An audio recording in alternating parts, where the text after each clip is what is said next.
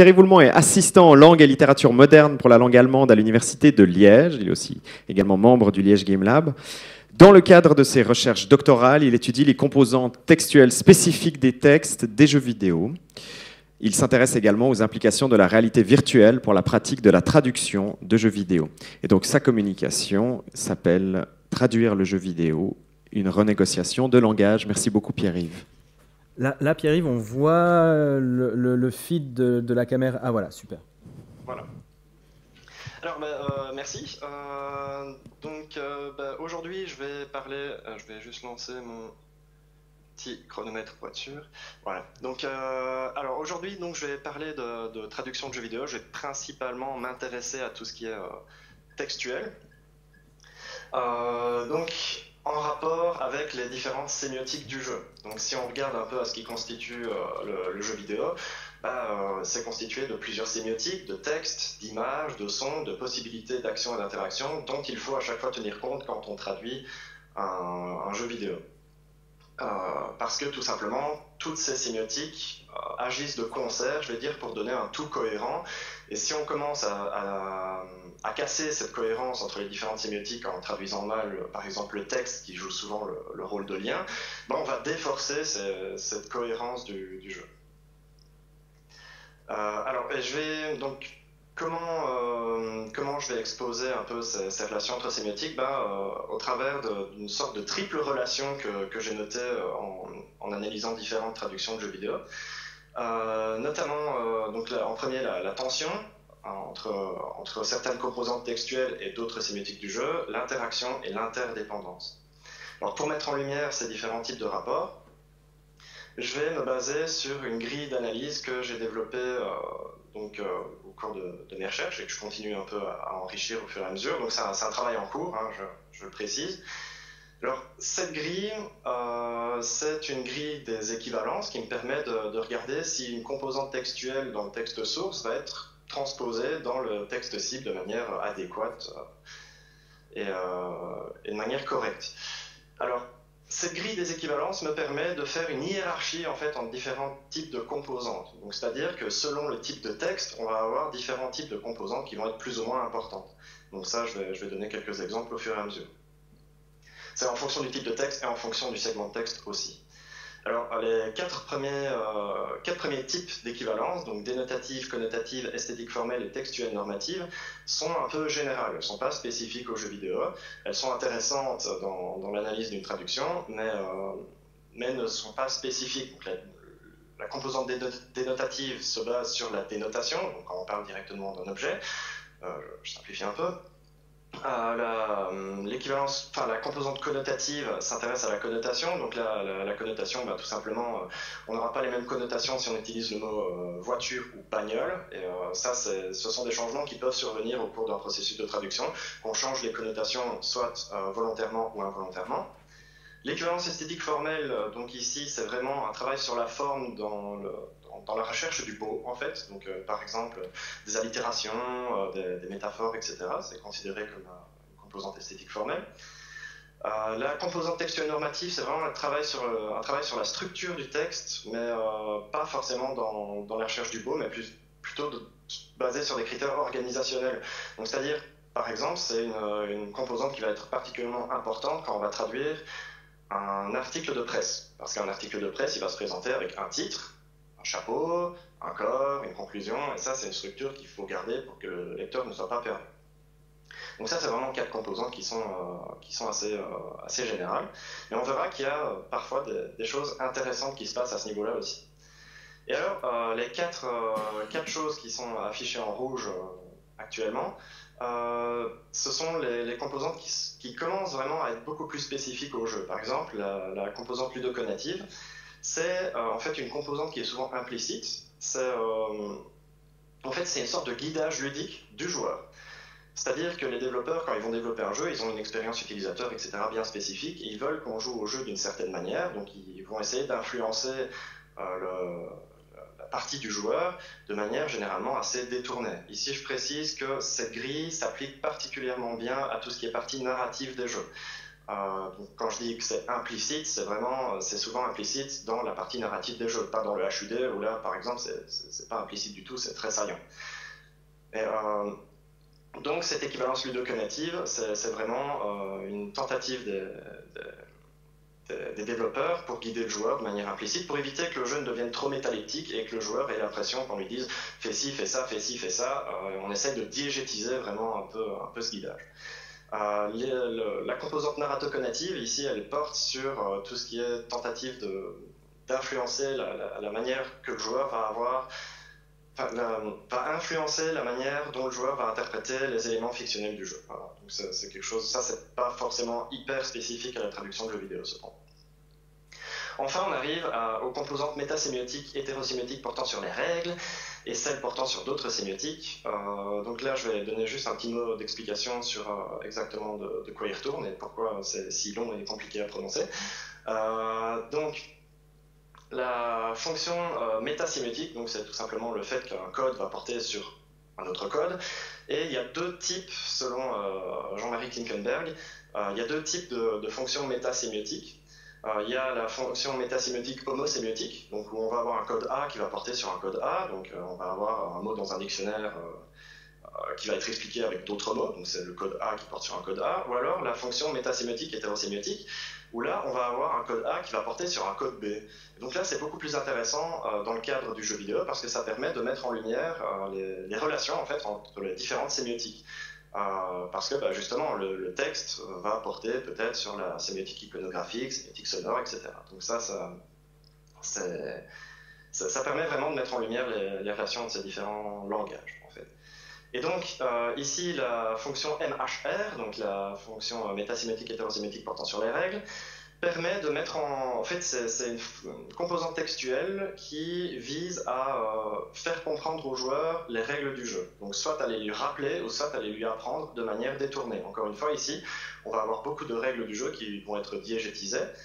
Et dans le cadre d'une traduction de jeu vidéo, vu qu'on manque souvent de contexte dans ce cas-là, dans le cadre d'une traduction de jeu vidéo, il peut y avoir des erreurs à ce niveau-là. Et si le joueur ne comprend pas ce qu'il doit faire, on peut casser le jeu tout simplement. Quant à l'équivalence MHA, donc qui porte sur d'autres sémiotiques, ça met juste en lumière la relation du texte aux images ou au son. Il arrive fréquemment que dans un jeu, on ait des mentions d'éléments qu'on voit à l'écran ou des éléments sonores. Donc ça se raccroche vraiment à ça. Alors donc, maintenant revenons à cette triforce de relations. Donc ici, je vais commencer par l'attention. Donc, je vais donner un exemple assez parlant. Donc ici, dans un jeu qui s'appelle Epistory Typing Chronicles, on a ce segment de texte qui survient, qui décrit un petit peu ce qu'on voit à l'écran. Et en fait, on a Creeping Cobwebs Choked, qui a été traduit par l'étoile d'araignée le pressait. Alors ici, on a une allitération en fait de base. Ça avait été noté dans le fichier de traduction que j'avais reçu des développeurs. Je regarde pour le temps, oui. Donc j'ai reçu le fichier vraiment de traduction de la part des développeurs et il y avait des commentaires développeurs en fait dedans qui s'adressaient aux traducteurs. C'était vraiment une belle mine d'or au niveau des informations. Et en fait, ils parlaient justement de cette allitération. Ils disaient qu'ils préféraient qu'on la garde.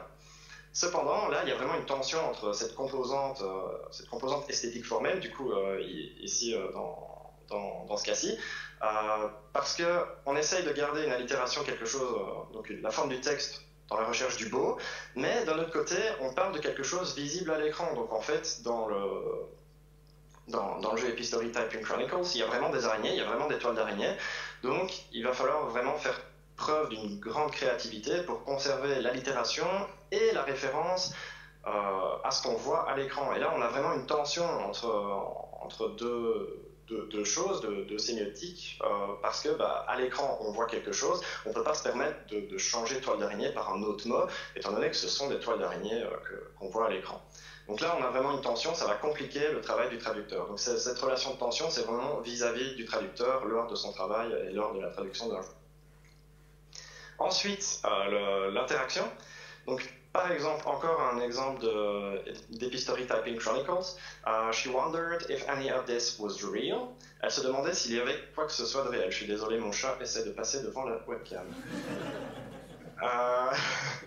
Et donc, ici, on a un commentaire sur ce qu'on voit à l'écran, mais il n'y a rien de précis. Donc, c'est-à-dire que si on change un petit peu la phrase, on ne risque pas d'avoir une opposition, une incohérence par rapport à ce qui est vu, étant donné que ça reste...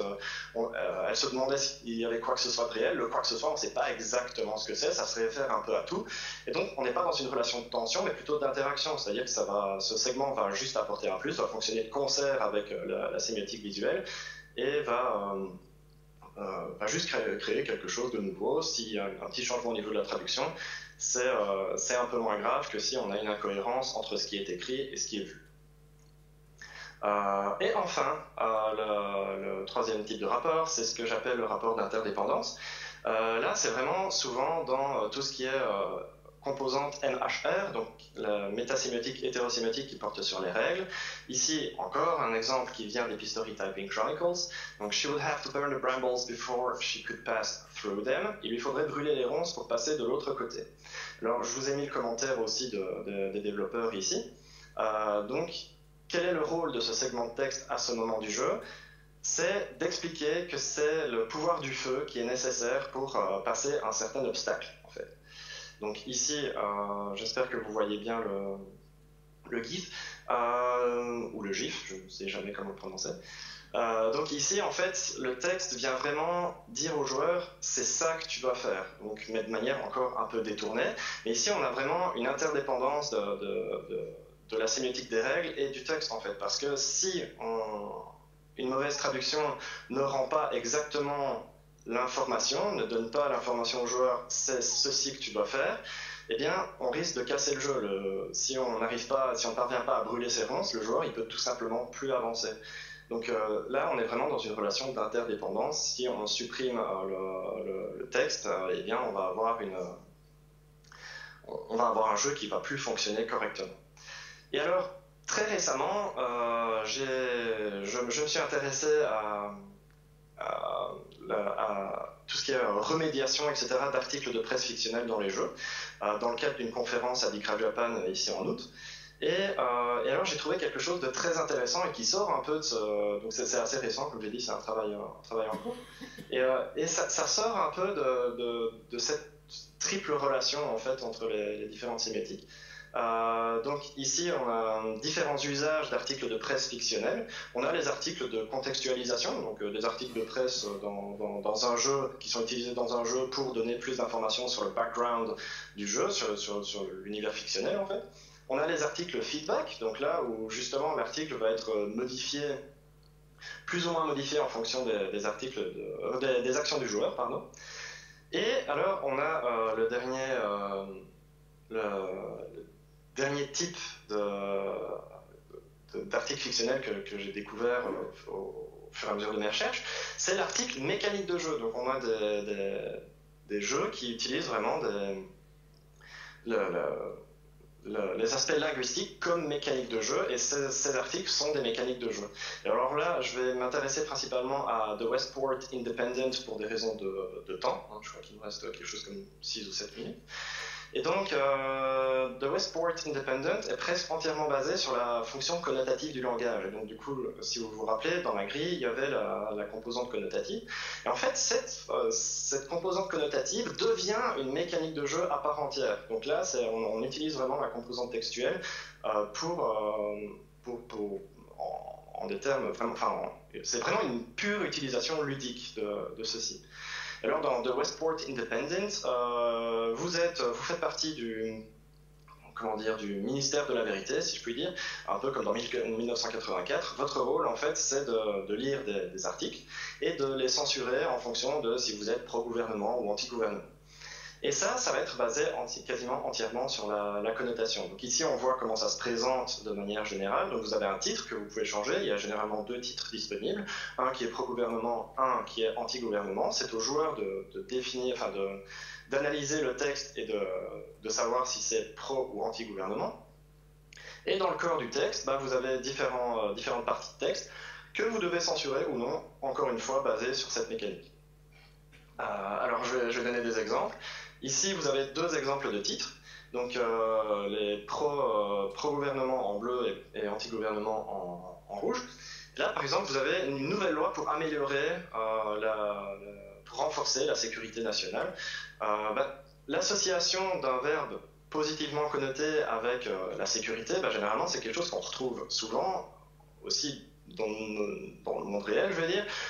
C'est quelque chose qu'on va retrouver assez fréquemment quand on veut soutenir une initiative de gouvernement qui peut être un peu musclée, qui peut limiter un peu la liberté des gens. On va justement utiliser la notion de sécurité pour dire, regardez, c'est positif ce qu'ils font.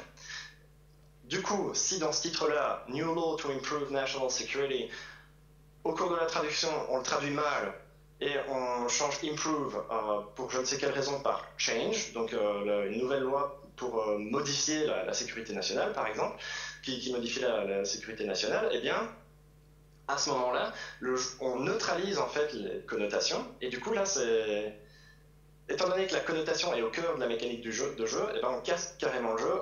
Le joueur est incapable d'analyser le texte de manière efficace et ne va pas pouvoir jouer de la bonne manière. Pareil en dessous, New Government Initiative to use hearsay as evidence. Donc, hearsay, c'est une rumeur, evidence, c'est la preuve. Donc, si on associe le fait qu'on utilise des rumeurs, donc quelque chose qui n'est pas avéré, et qu'on utilise ça comme une preuve, c'est vraiment très problématique. Donc, vraiment, l'association de ces deux mots-là, c'est niveau éthique, c'est vraiment pas ça. Et donc c'est ça qui permet de dire aux joueurs, attention, ici, c'est un segment anti-gouvernement, donc il faut le censurer si vous voulez être pro-gouvernement. Bref. Donc c'est un peu pareil, c'est quelque chose qu'on retrouve un peu partout dans le corps des textes également. Donc, par exemple, le premier, Today Parliament brought forward the first draft of the Public Responsibility Act. C'est un segment qui est assez neutre, donc ici il n'y a pas besoin de le laisser ou de le censurer. Par contre, quand on regarde les deux prochains segments, encore une fois, on a Improve National Security, on a donc cette idée de critique dithyrambique un peu de la nouvelle loi. On a l'idée dans le troisième segment de combattre le terrorisme, qui est généralement assez universellement considéré comme étant mal, et la trahison à la police aussi, qui est généralement d'un point de vue sécurité, c'est pas génial.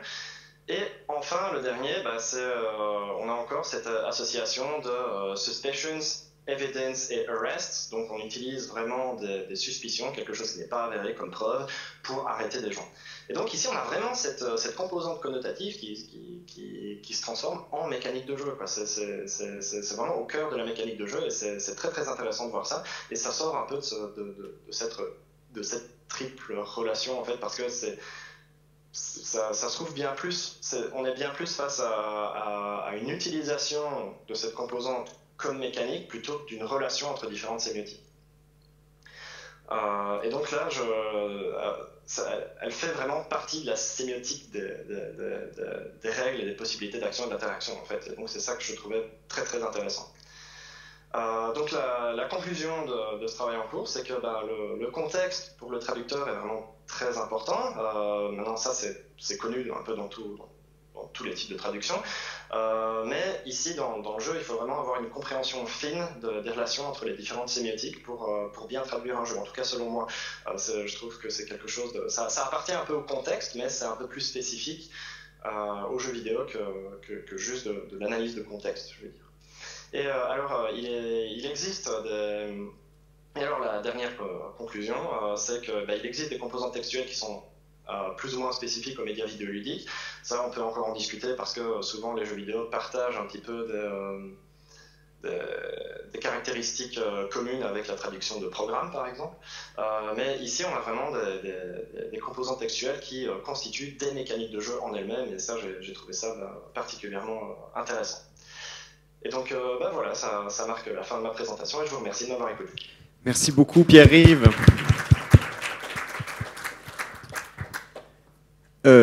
J'ouvre le panel sur les questions. Est-ce qu'on a des questions qui mériteraient d'être posées à Pierre-Yves ou qui tout à coup vous surviennent sur ces problématiques? Très bien, alors, eh bien, s'il n'y en a pas, moi, j'en ai une. Est-ce que tu me vois, Pierre-Yves? Je viens devant la caméra. Oui, je te vois. Ah, super, je vais me mettre un petit peu plus bas, comme ça tu continues à voir le reste des gens.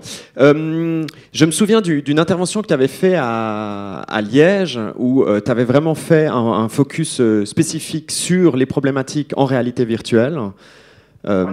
Et ces problématiques-là me semblaient particulièrement intéressantes parce qu'elles venaient aussi intégrer la lecture des gestes, en fait, tout simplement aussi des avatars ou des personnages. Et est-ce que tu vois dans le prolongement de ce que tu as expliqué ici, justement des problématiques supplémentaires en fait en lien à cette utilisation en fait de ces différentes sémiotiques pour comprendre aussi dans la réalité virtuelle ou appliquer en fait ces réflexions sur des jeux en réalité virtuelle? Je suis pas sûr, j'entends pas très bien Ah, quand tu pardon. parles, donc je suis pas sûr d'avoir bien compris Alors ma question plus courte, c'est « Et quid de la réalité virtuelle ?» Ah, oui, clairement, c'est quelque chose qui peut se retrouver aussi dans le domaine de la réalité virtuelle. Je veux dire, tout dépend du type de jeu. En fait, la grosse différence, je veux dire, entre les jeux lambda et la réalité virtuelle, ce sont les modalités de consommation du jeu vidéo qui sont très différentes et dont il faut tenir compte aussi pour le traducteur. Donc il y a des problématiques qui vont être communes, mais il y a des nouvelles problématiques au niveau des sémiotiques qui se posent quand on regarde dans la traduction de jeux vidéo en réalité virtuelle, tout simplement parce que ces sémiotiques-là sont présentées souvent de manière un peu différente, on va dire.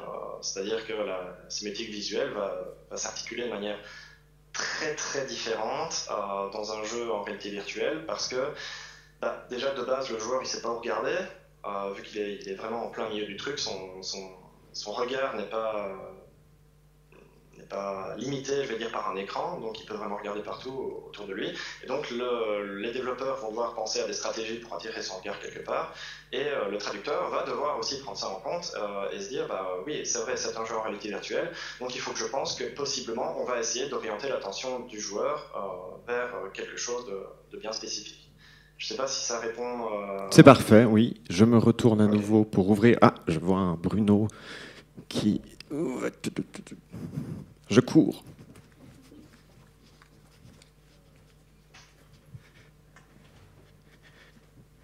Et voilà. Merci Pierre-Yves. Tu m'entends bien là? Oui, ça va. Quelque chose de nouveau par rapport aux autres fois où tu as présenté, c'est que tu as fait le lien avec la traduction programme. Tu dis il y a quand même des choses qui sont ressemblantes et d'autres qui sont différentes. La question, ce serait pour toi, qu'est-ce qui est vraiment différent? Et est-ce que c'est quelque chose que tu vas comparer d'une façon ou d'une autre, ou c'était juste une remarque comme ça, à la marge? Alors, concernant la traduction de programme, ça va pas vraiment se jouer, j'en ai pas vraiment parlé dans ma présentation, tout simplement parce que ma grille n'est pas vraiment applicable au programme. Ici, la grille que j'ai développée prend en compte principalement l'aspect ludique du jeu vidéo et le fait qu'il est constitué d'un système de règles, etc.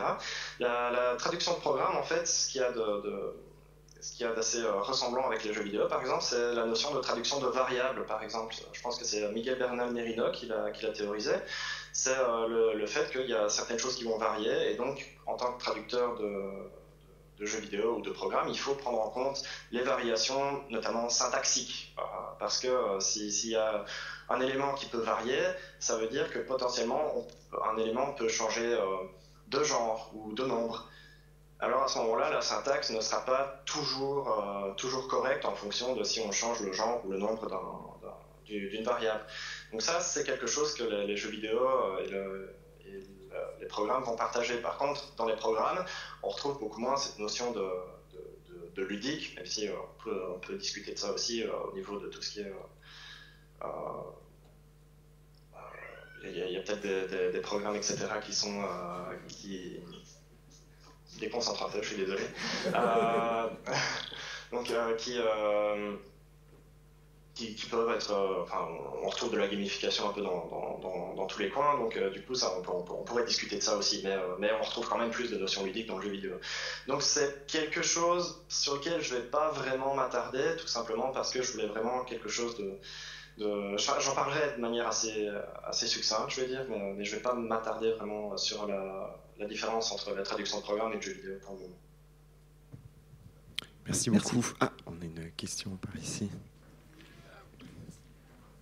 Ouais, bonjour Pierre-Yves, merci beaucoup pour cette présentation. Je me posais une question toute bête. C'est compte tenu de toutes ces contraintes, est-ce qu'il y a des traductions qui malgré tout font référence? Et quelle est la place de la recherche du beau qui reste dans ces traductions de référence? Donc si j'ai bien entendu, là j'entendais pas très bien, donc est-ce qu'il y a des traductions qui font référence et quelle est la place de ces traductions, c'est ça? Alors est-ce que la recherche du beau, malgré tout, compte tenu de toutes les contraintes, est-ce qu'il y a une place pour la recherche du beau dans les traductions qui sont réussies? Alors là c'est une question un peu compliquée, on va dire, c'est très intéressant, mais en fait, il y a des traductions qui font référence, clairement. On a par exemple Square Enix qui a un département dédié à la traduction de jeux vidéo. En fait, avec Final Fantasy VII, qui avait été foncièrement mal traduit et dont tout le monde se moquait, ils se sont dit, oui, c'est quand même pas vraiment très, très sérieux de notre part d'avoir des traductions qui sont aussi mauvaises. Donc ils ont carrément maintenant un département à eux de traduction, alors que beaucoup de studios vont vraiment déléguer ça à soit des boîtes de traduction spécialisées en jeux vidéo, ou soit à des traducteurs indépendants. Donc ils vont déléguer ça en externe, mais chez Square Enix, ils vont vraiment tout faire en interne. Ils vont avoir vraiment des dictionnaires en interne, j'ai oublié le mot, mais enfin ils vont vraiment faire toutes des documents de contextualisation avec pour chaque personnage, par exemple, avec des informations sur la manière dont va s'exprimer le personnage. Donc ils vont donner des informations, par exemple, il a un cheveu sur la langue, donc ce serait bien de retrouver à chaque fois une certaine notion visuelle à l'écrit. Et donc tout ça, ça fait aussi partie un peu de la recherche du beau, hein, ce travail sur la forme. Il y a par exemple des personnages qui vont parler de manière très éloquente, avec parfois des rimes et des trucs comme ça. Ça va se retrouver aussi généralement dans ces documents-là. Mais ça va se retrouver beaucoup moins dans des studios qui ont moins de moyens en fait, à consacrer à la traduction d'un jeu. Chez les studios indépendants, par exemple, on retrouve beaucoup des traductions faites par la communauté, par exemple. Ou alors, ils vont juste faire appel à des traducteurs indépendants, ils vont pas forcément être bien renseignés sur le sujet, ils vont avoir plusieurs traducteurs indépendants parce que les volumes de texte sont parfois gigantesques. Je veux dire, si on regarde, enfin, c'est pas un jeu indépendant du tout, mais World of Warcraft, il y a 12 millions de mots, c'est 12 fois la trilogie du Seigneur des Anneaux, je pense, un truc comme ça. Non, 6 fois, mais c'est assez énorme. Et donc du coup, on va avoir plusieurs traducteurs qui vont travailler ensemble, mais sans pouvoir communiquer les uns avec les autres, parce que ce sont des traducteurs indépendants différents, et ils vont pas pouvoir communiquer. Donc du coup, dans ce cas-là, vu qu'ils ont pas beaucoup d'informations sur le jeu, la recherche du beau va peut-être passer un peu à la trappe de temps en temps, tout simplement parce que les traducteurs vont pas voir directement, vont pas identifier directement les endroits où il faudrait conserver certaines formes, certaines formulations. Merci infiniment. J'espère que ça va.